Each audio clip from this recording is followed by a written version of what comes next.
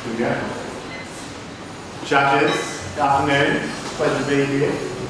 Now, I don't know about what your favourite moment of coffee is, but for me, it's the cup of tea. What I love about it is that it's just a spoon and a bowl, and that's all you need. Now, the other thing that I really like about it is that at the cupping table, everything looks the same. Quality doesn't show itself until you have a taste of it. And that's my favourite part, because that's where all of the potential is still unexplored. And whatever you can imagine, you might actually find on the table. That's the part that I always find exciting. I really like the possibilities that I've not yet experienced with my favourite coffee. So, we're going to get right into it today. What I want to do is I want you to experience this coffee like I did the first time, and that's without knowing anything about it. Because I think that knowing about it sometimes undermines or disappoints the outcome as you expect something. So, what I have for you is a couple of fruit juices that I've strained twice, second time after freezing. I really wanted to capture the clarity and exaggerate the fruit notes that I found in the cupping bowl.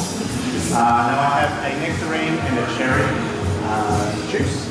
That's what I have. If you find something different in there, feel free to note it down and take those notes across to our espresso.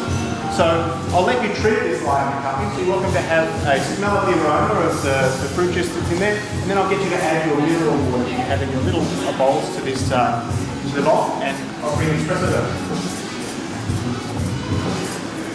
Let's get noisy, guys, please.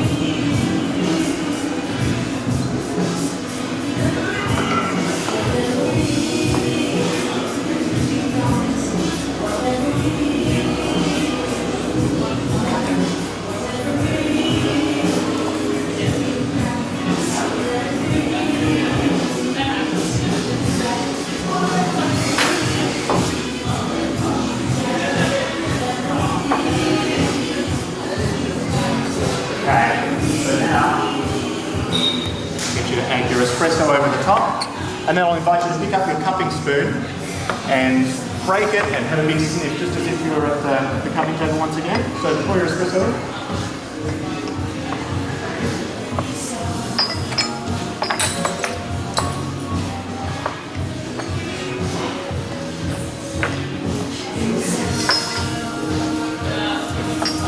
Okay, now I'd like to experience this drink in two ways. The first, I'm going to clear off the little bits of crema that's floating, and I'd like you to have a big slurp. And what that does is it really accentuates the clarity of those fruit notes. And then after you've done that, I'll get you to add back the crema and have a taste of the beverage as a whole. Because that gives a different tactile feel that you'll experience when you're using espresso. It's slightly heavier with those wonderful bittersweet espresso notes that you always get once it comes to leadership.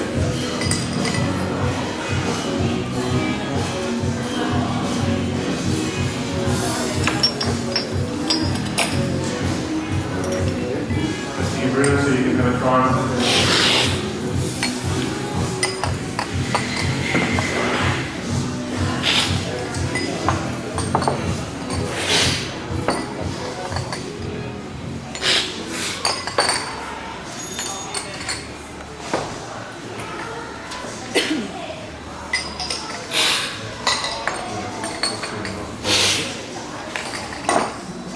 Thank you. I'll begin with your cappuccino. That's the signature beverage down. 5 minutes and 40 seconds into his routine.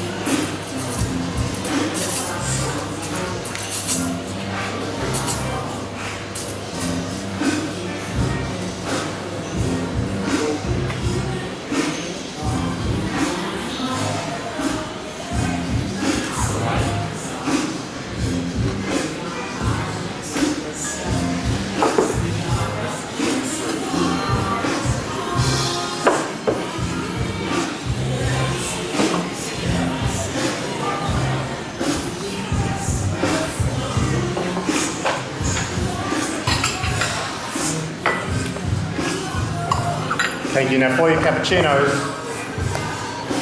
this milk is going to bring you wonderful toffee and caramel notes. And what I'll get you to do is to get those fruit notes, they're very subtle once we add the milk, to get them to the top without having to finish the cup, I'll get you to stir the cup after your first sip.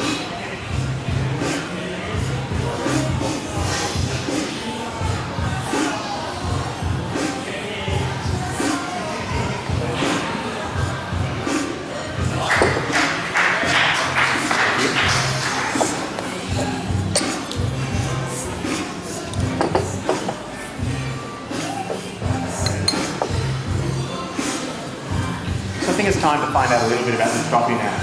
This coffee is 100% Red Bourbon.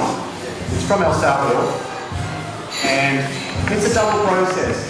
For those of you that know me pretty well, I've been using this coffee for quite some time now. It was picked in February, so it's getting a little bit long in the tooth, but this year, this coffee has held up remarkably well. Maybe that's some much.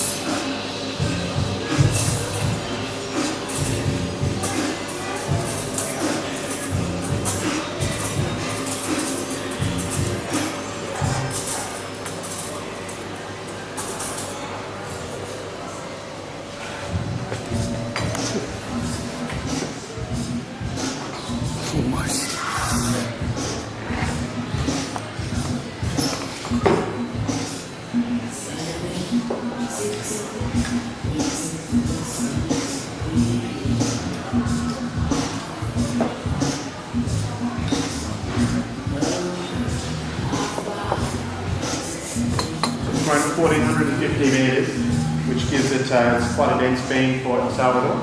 The natural process is the one that's bringing all of those wonderful cherry notes. The wash is interesting because it's not technically a full wash as we would consider it, a fermentation cycle, because the farm has no running water. It has a mechanical pulping, which is taken as far as close to the pot. You get a lot of those notes without the pulp natural, even though it's a wash pot. You can consider a wash pot. So it's slightly heightened sweetness, slightly rounder acidity.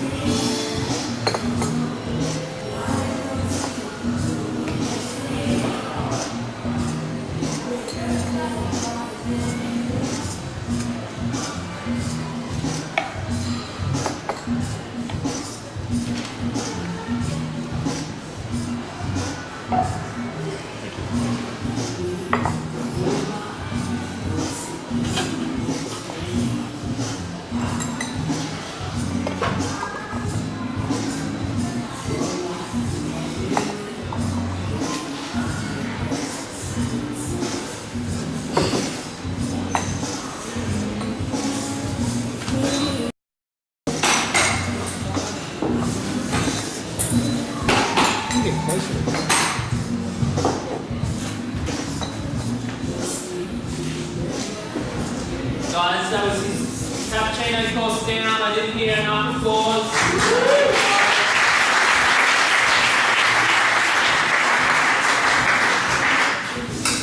Much better, thank you. 12 minutes down. Espresso course to come.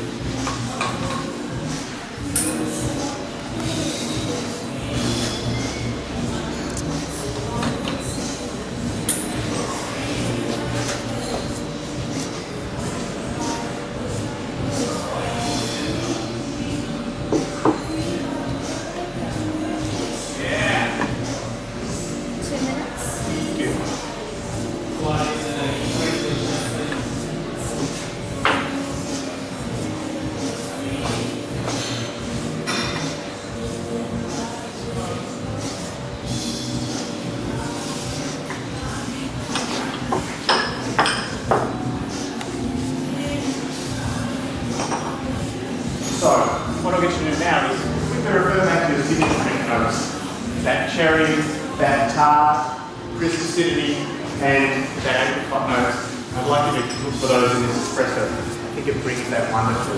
You have the added sweetness of that not quite hot wash, and I think a wonderful creamy body to it. Please enjoy that. Round of applause, please, guys.